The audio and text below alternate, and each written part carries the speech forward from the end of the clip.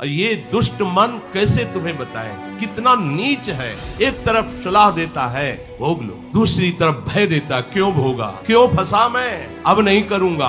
उसी के दूसरे क्षण फिर तीसरे भोग में फंसा देता है। इसकी चाल को कोई समझ पा रहा है? ये हमारा मित्र है। ये नीच मन हमको प्रतिपल ऐसे फंसाता चला जाता है कि आज सत्संग मिला, आप सोचते हो निकल जाएं, तो आप देखो आपको कैसा भय प्रदान करेगा। निकलने की सोचते ही सैकड़ों भय आके खड़े हो जाएंगे। कैसे निकलोगे? क्योंकि जिन कर्मों को भोगा है वो कर्म तुम्हें नष्ट करेंगे पहले। और अगर हिम्मत करके कि जो हुआ सो हुआ, अब भले गला कट जाए, अब मैं बुरा आचरण नहीं करूंगा, भजन करूंगा, हर दंड स्वीकार करूंगा, भगवान को नहीं, कोई बाल बांका नहीं कर सकता। वो कर्म नष्ट हो जाएगा और आपका मार्ग प्रशस्त हो जाएगा।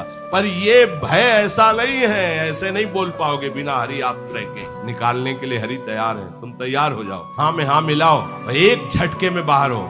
ये कैसे फिसलाता रहता है, कैसे गिराता रहता है। गिरने पर पता चलता है कि गिर रहे हैं। ये जब गिराता होता है तो पता थोड़ी चलता, बड़ा अच्छा लगता है, मानो हमें झूला झुला रहा है ऐसे। और फिर जैसे कोई टांग हाथ पकड़ के ऐसे लग कर रहा, तो अपने को लग रहा है हमको दुलार कर रहा, दुलार नहीं कर रहा, जुमा के फेंकले जा रहा है। ऐसे ही हमारे साथ होता है। ये मन जो है हमको ऐसे लगता है कि बड़ा दुला, मतलब हमारा बड़ा हित ऐसी है, कितनी बढ़िया सलाह दे रहा है, बड़ा आनंद आ जाएगा। और जब परिणाम आता है तब लगता है ये दुष्ट जो है कैसा हमें फंसा लिए। तब लगता है जब गिरा देता है, फिर वो हाथ जोड़े सामने, ऐसा लगेगा कि बहुत बेचारा दीन है। अब उसका फिर सपोर्ट हम लेने लगते हैं और वो हमारा सपोर्ट करता है। जहाँ थोड़ा 2-4 दिन फिर भजन ठीक चला, फिर वो अपनी चाल, ऐसे ही तो हमें हरा रहा है अभी तक। नाम जप करते रहना तो ये सब खत्म हो जाएंगे।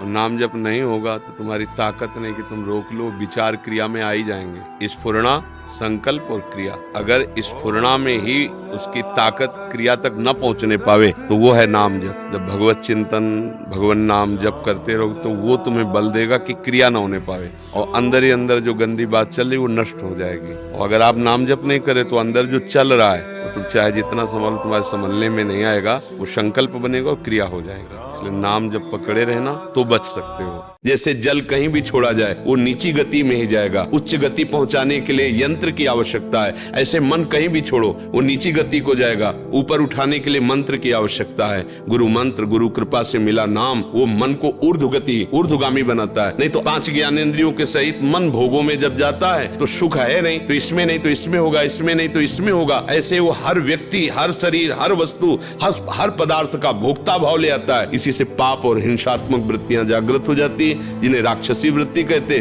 फिर उनका दंड मिलता है। अब मानव जन्म मिला है, धर्म पूर्वक चल करके अपने गुरु प्रदत्त नाम मंत्र के द्वारा अपने कर्मों को भस्म करके हम भगवत प्राप्ति कर लें, यही जीवन का परम लाभ है। जब भजन में बैठो तो पहले ये सूत्र हृदय में बैठा लो कि मेरे मन में जो विकृतियां आएंगी वो निकलने वाली होंगी, आने वाली नहीं होंगी।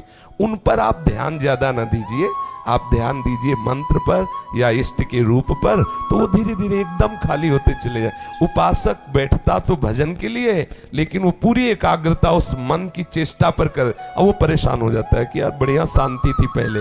तब वो क्या करता है, दूसरा उपाय, अब टीवी शुरू कर लिया। अब डिलीट नहीं होगा, क्योंकि जो डिलीट होने के लिए साधन चाहिए वो तो बिगाड़ दिया। अब हम अन्य बातें देखकर मनोरंजन कर रहे, तो मन को पूरी सामग्री मिल रही, अब वो डिलीट नहीं और ग्रहण करता है। और आपका माला चल रहा तो आपको लगा ये अच्छा है, दूसरे से बात करते जा रहे, माला चल रहा, आपको लगा ये अच्छा, क्योंकि उसमें वो परेशानी नहीं, क्योंकि वो डिलीट नहीं हो रहा, वो तो भर रहा है।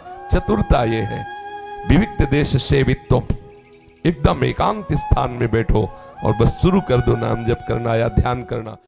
मन कहीं भी खड़ा हो सकता है, कभी भी खड़ा हो सकता है, ये धोखेबाज है, लेकिन हम नहीं खड़े हो सकते। हम श्यामा श्याम के हैं, अब मन के नहीं है। फिर मन कहीं भी जाने दो, उसको क्या, हमारा बस हो तो रोक ले, नहीं बस हो रहा तो छोड़ दिया, जा तू। अब हम तो नहीं छोड़ने वाले प्रभु के चरणारविंद, अब कर ले तुझे जो कुछ करना है। तू चाहे जितना बुरा सोचो, मैं नहीं मानूंगा, चाहे जितना तू बुरी प्रेरणा करे मैं नहीं करूंगा। और ये सामर्थ्य आप में है क्योंकि आप प्रभु के अंश हैं, श्यामा श्याम के शरणागत हैं। जीव का परम कल्याण मन को मारने से ही होता है। मन इष्ट और गुरु के चरणों में समर्पित करने से ही मरता है। ऐसे आप कुछ भी करोगे वो मरेगा नहीं, क्योंकि सूत्र है, जितना करोगे तो अहंकार से सपोर्ट मिलता रहेगा, वो जीवित बना रहेगा। मन दैन्यता, अकिंचनता, सम्मानहीनता, ये वो सूत्र हैं जिनसे मरता है। और ये तभी हो सकता है जब गुरुदेव कृपा में रहे, गुरुदेव की सीमा में रहे, गुरुदेव की लक्षण सीमा में रहे। अगर हम उनकी आज्ञा की सीमा का उल्लंघन करते हैं तो जैसे वर्षा ऋतु में बाढ़ आती है तो सब मेड़े टूट जाती हैं, ऐसे विकार की जब बाढ़ आती है ना तो साफ ज्ञान वैरागी खूंटी में टंगा रहता है और माया न जाने कहां पहुंचा देती है, नष्ट कर देती है। ये बहुत विचित्र माया का खेल है। जैसे बने पवित्र अपवित्र, भाव कुभाव, मन लगे ना लगे, राधा राधा राधा राधा राधा, परम मंगल हो जाएगा। और नहीं चाहे जितना बुद्धि से मैं तू का ज्ञान लड़ा लो, जब अवसर आएगा तो फिसले मिलोगे, पक्की बात है। को तो जैसे बलवान दुश्मन को नीचे दबा पावे ना तो ऊपर गर्दन में उसके टिहुना रखे हुए बस दबाए ही रखे, जैसे राधे श्याम राधे श्याम राधे श्याम, तब ये लाइन में आता है। अगर जरा सा चूके और वो तुम्हारे ऊपर आ गया, गए राधे श्याम। बहुत विचित्र देवता है, बहुत विचित्र देवता। बड़े बड़ों को ऐसे ऐसे करना पड़ता है, यार चूक गए, मार दिया इसने, फिर पर इसीलिए कहा जाता है घबराओ मत, फिर खड़े हो।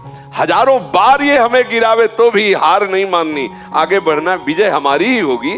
पर हमारा तभी परास्त होने का अवसर आता है जब भगवत विस्मरण में होते। पकड़ लेना सब लोग, वही चूक होगी जब आप भगवत विस्मरण में होगे।